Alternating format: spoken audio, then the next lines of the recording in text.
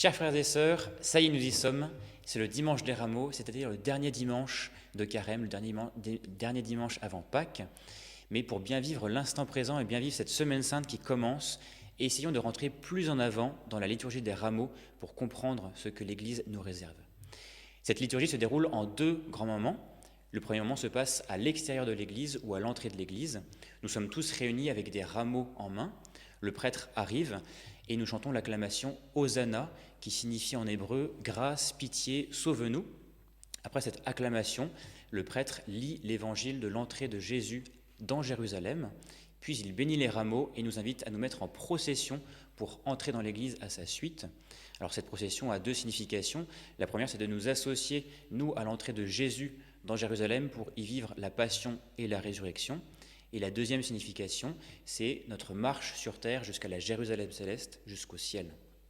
Après ce premier moment qui se passe plutôt à l'extérieur de l'église, nous entrons dans la messe proprement dite des rameaux. Nous commençons par la lecture du livre d'Isaïe, ce qu'on appelle le chant du serviteur souffrant, dans lequel le prophète évoque un homme qui souffre, un homme qui est battu, qui est frappé par ses contemporains.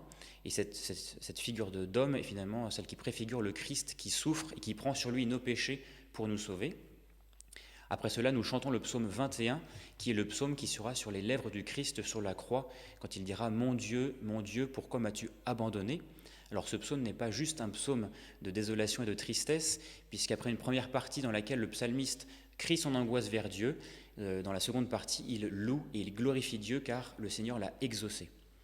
Après ce psaume, nous lisons le très bel hymne aux Philippiens, dans lequel saint Paul parle de l'abaissement du Verbe, voilà, le Verbe qui était auprès de Dieu, le Verbe qui était Dieu et qui est devenu homme pour nous sauver, pour nous élever à lui.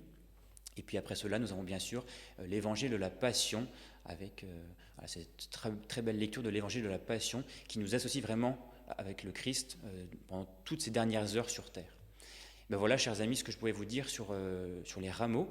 Je vous souhaite une belle semaine sainte. N'oubliez pas de rapporter chez vous les rameaux pour les mettre au-dessus de vos crucifix.